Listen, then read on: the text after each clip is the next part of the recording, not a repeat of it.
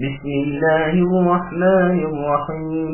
شروع کرتا ہوں اللہ کے نام سے جو بے انتہا مہربان نہایت رحم کرنے والے ہیں. سبح اسم ربك الأعلى الذي خلق فسوى والذي قدر فهدى والذي أخرج المرعى فجعله غثاء أحوى سنقرئك فلا تنسى إلا ما شاء الله إنه يعلم الجهر وما يخفى ونيسرك لليسرى فذكر إن نفعت الذكرى سيذكر من يخشى ويتجنبها الأشقى الذي يصلى النار الكبرى ثم لا يموت فيها ولا يحيا. اپنے بہت ہی بلند اللہ کے نام کی پاکیزگی بیان کیجیے جس نے پیدا کیا اور صحیح سالم بنایا اور جس نے اندازہ کر کے تجویز کیا اور پھر راہ دکھائی اور جس نے تازہ گھاس پیدا کی پھر اللہ نے اس کو سکھا کر سیاہ کوڑا کر دیا. ہم تمہیں پڑھائیں گے پھر تم نہ بھولو گے مگر جو کچھ اللہ چاہے وہ ظاہر اور پوشیدہ کو جانتے ہیں. ہم تمہارے لیے آسانی پیدا کر دیں گے تو تم نصیحت کرتے رہو اگر نصیحت کچھ فائدہ دے. ڈرنے والے تو عبرت حاصل کریں گے. ہاں بدبخت لوگ اس سے دور رہ جائیں گے جو بڑی آگ میں جائیں گے جہاں پھر نہ وہ مریں گے نہ جیئیں گے بلکہ حالت نزع میں پڑے رہیں گے. سامعین اب اس سورت کی تفصیل سماعت کیجیے. تعارف سورہ. اس سورہ کے مکی ہونے کی دلیل یہ حدیث ہے جو صحیح بخاری میں ہے. برا بن عازب رضی اللہ عنہ فرماتے ہیں کہ اصحاب رسول صلی اللہ علیہ وسلم میں سب سے پہلے ہمارے پاس مصعب بن عمیر اور ابن ام مکتوم رضی اللہ عنہما آئے. ہمیں قرآن پڑھانا شروع کیا. پھر عمار بلال سعد بن ابی وقاص رضی اللہ عنہم آئے. پھر عمر بن خطاب رضی اللہ عنہ اپنے ساتھ 20 صحابیوں کو لے کر آئے. پھر رسول اللہ صلی اللہ علیہ وسلم تشریف لائے. میں نے نہیں دیکھا کہ اہل مدینہ کسی چیز پر اس قدر خوش ہوئے ہوں جیسے اس پر خوش ہوئے. یہاں تک کہ چھوٹے چھوٹے بچے اور نابالغ لڑکے بھی پکار اٹھے کہ یہ ہے رسول اللہ صلی اللہ علیہ وسلم. آپ تشریف لائے. آپ کے آنے سے پہلے ہی میں نے یہ سورہ سبح اسم ربک الاعلی اسی جیسی صورتوں کے ساتھ یاد کر لی تھی. بخاری اور مسلم کی حدیث میں ہے کہ نبی صلی اللہ علیہ وسلم نے معاذ رضی اللہ عنہ سے فرمایا کہ تم نے سورہ سبح اسم ربک الاعلی اور والشمس وضحاها واللیل اذا یغشا کے ساتھ نماز کیوں نہ پڑھائی. مسند احمد میں مروی ہے کہ محمد صلی اللہ علیہ وسلم سبح اسم ربک الاعلی اور هل اتاک حدیث الغاشیہ عید کی نمازوں میں پڑھا کرتے تھے. اور جمعہ والے دن اگر عید ہوتی تو عید میں اور جمعے میں دونوں میں انہی دونوں صورتوں کو پڑھتے. یہ حدیث صحیح مسلم میں بھی ہے. ابو داؤد ترمذی اور نسائی میں بھی ہے. ابن ماجہ وغیرہ میں بھی مروی ہے.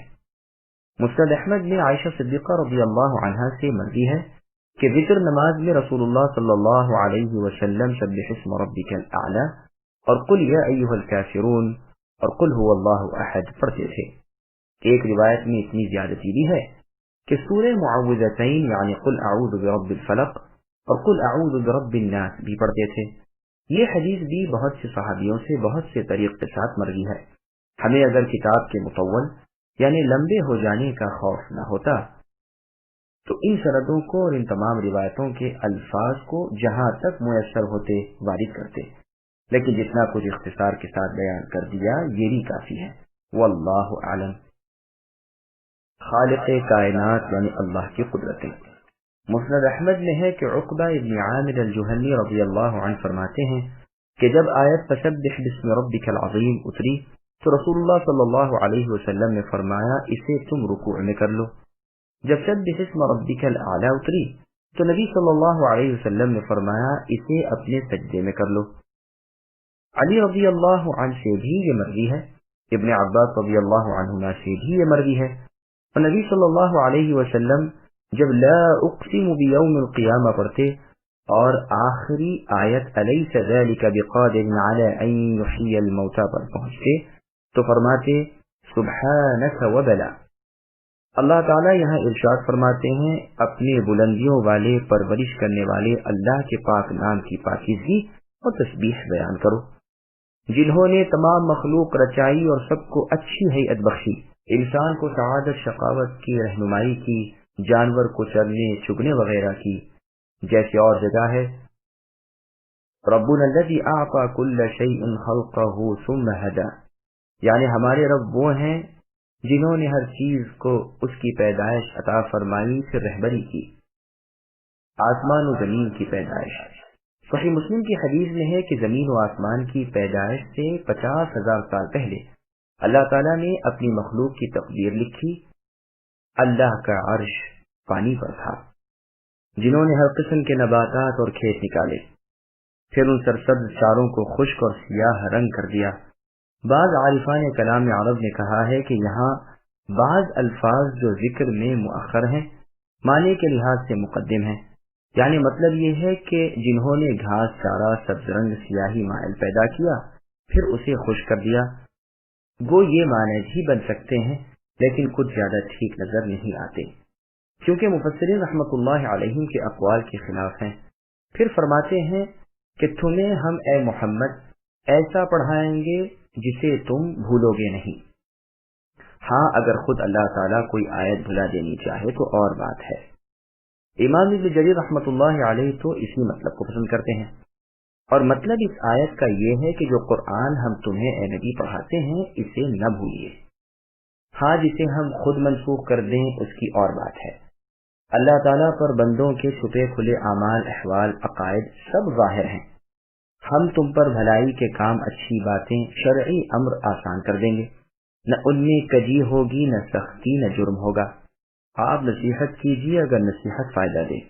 اس سے معلوم ہوا کہ نالائقوں کو نہ سکھانا چاہیے، جیسے کہ امیر المؤمنین علی رضی اللہ عنہ فرماتے ہیں کہ اگر تم دوسروں کے ساتھ وہ باتیں کرو گے جو ان کی عقل میں نہ آ سکیں تو نتیجہ یہ ہوگا کہ وہ تمہاری بھلی باتیں ان کے لیے بری بن جائیں گی اور باعث فتنہ ہو جائیں گی، بلکہ لوگوں سے ان کی سمجھ کے مطابق بات چیت کرو تاکہ لوگ اللہ تعالیٰ و رسول کو نہ جھٹلائیں۔